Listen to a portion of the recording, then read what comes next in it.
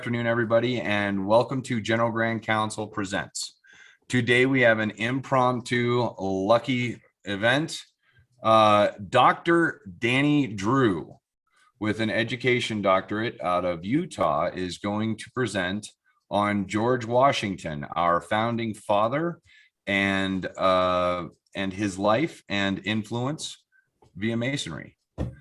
And without further ado, Danny Drew. All right, thank you. Well, first of all, you need to know that the exact date for George Washington's birth date depends on which calendar you're using. According to the Julian calendar, Washington was born on February 11th, 1731. Therefore, this calendar was the one that was in effect at the time. So that is what we regard to his birthday. But according to the Gregorian calendar, he was born on February 22nd, 1732. This calendar did not come into usage in the colonies until 1752, about 20 to 21 years later. And that's the one that we use today. George Washington was born at his father's plantation at Pope's Creek Plantation, Westmoreland County, Virginia, the current day Colonial Beach.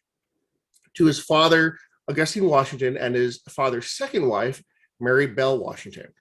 George Washington had 6 siblings. Washington's father was the justice of the Westmoreland County Court.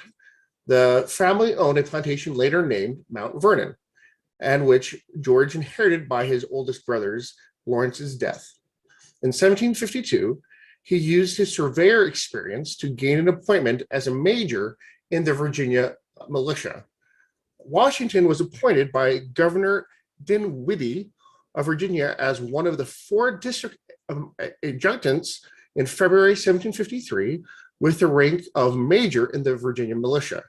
It was during this time, which was about August 4th, 1753, that George Washington became a master mason. He continued his military career fighting the French and serving as an aide-de-camp to General Braddock.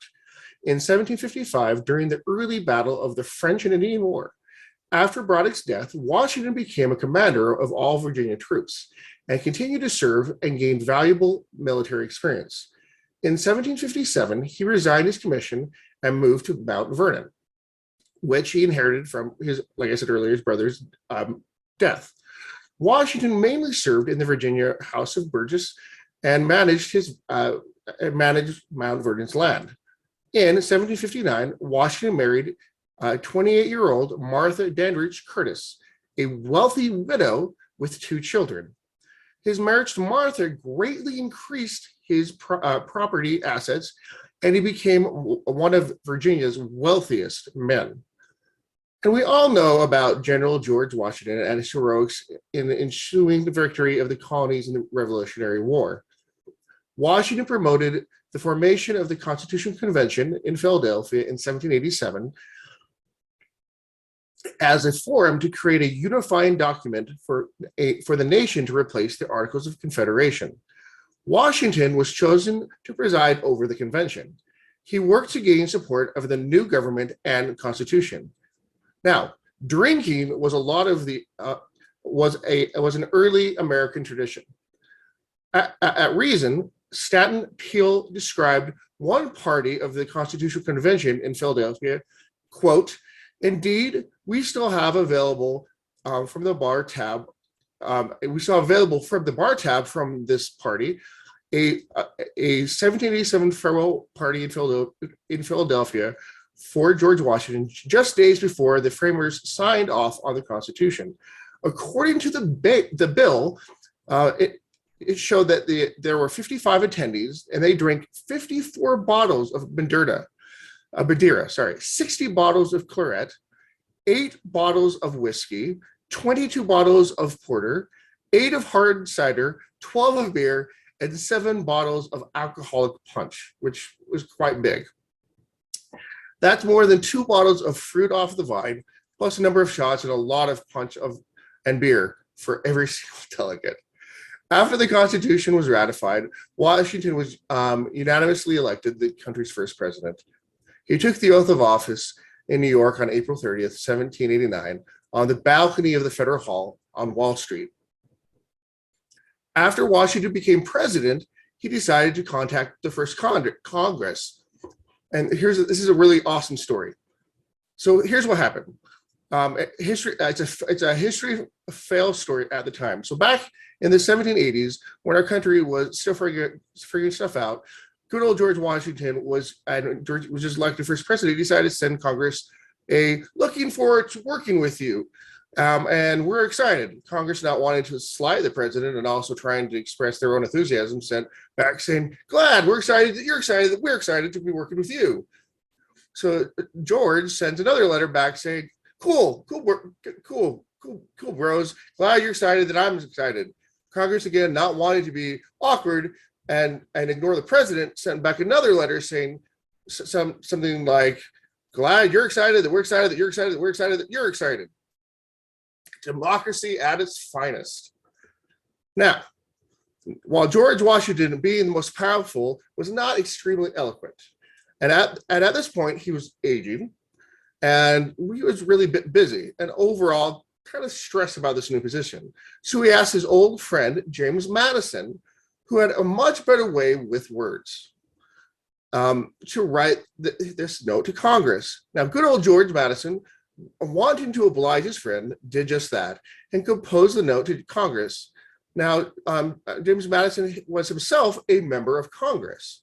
So when the note arrived, he was in session to hear Washington's letter. Congress got nervous and worried about who could possibly compose a formal and acceptable letter back to Washington. So who better than to write the letter than James Madison?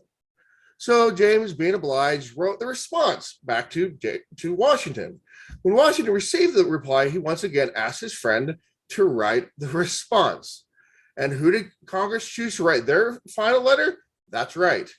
None other than James Madison himself. So James Madison, the future fourth president of the United States, wrote 4 letters under the guise of George Washington and the first Congress of the U.S., and he was too embarrassed to admit it. Out of all the founding fathers, no man is more revered in American masonry than George Washington. In fact, he was almost dubbed the title of Grand Master General or Grand Master of North America before he declined as an act of humbleness. Washington has become an almost archetypal figure of the Masonic and American character. He stands as an ideal, a symbol for the courage to fight for freedom and not to accept the whims and dictates of those who claim authority, not given to them by the consent of the people, but what were Washington's true feelings and thoughts for the craft? What were his concerns of the new nation he forged out of the steel of the bullets? Washington was a strong proponent of the Masonic philosophy and how it helped shape his character into the strong leader that we venerate as a champion of liberty. Washington addressed the nature of a true Mason when he wrote back to John Coulter, the Grand Master of Massachusetts, on December 27, 1792. He said, quote, flattered as it may be to the human mind and truly honorable that the milder virtues of the heart are highly respected by a society whose liberal principles must be founded in the immutable laws of truth and justice. To enlarge the sphere of social happiness is worthy the beneficial design of a Masonic institution, and it is most fervently to be wished that the conduct of every member of the fraternity that discover the principles which actuate them may tend to convince mankind that the grand object of Masonry is to promote the happiness of the human race, end quote. Washington addressed the philosophical mind state of a Mason as being concerned with the virtues of the heart. A Mason should have a strong sense of compassion and mercy towards his fellow men, Washington often would say. We can see this concept echoed in the teaching of charity and charity and relief. Now, one thing that people don't realize is that George Washington loved ice cream. Well, how do we know this? Well, in the summer of 1790, George Washington decided to spend $200 on ice cream. If you figure out how much that would be in today's money, that's $5,100. That's how much he loved it. Now, George Washington served 2 terms and retired to 2 terms as president, and then retired to Mount Vernon. In his farewell address on March 4th, 1797, he warned the American people against long-term foreign alliances and said that citizens should not allow political parties or geography to divide the country. Brother Washington died at home around 10 p.m. on Saturday, December 14th, 1799, age 67. To protect their privacy, Martha Washington burned all of the correspondence between George and Martha, leaving only 5 letters. On December 18th, 1799, a funeral was held at Mount Vernon where his body was interred.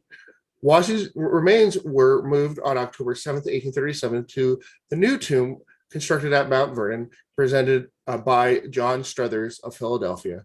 The vault was locked and the key for Brother Washington was thrown into the Potomac River. Brother Washington died with courage and grace. Thus on his deathbed, he said, "I die hard, but I am not afraid to go. Thus may we live our lives." Thank you.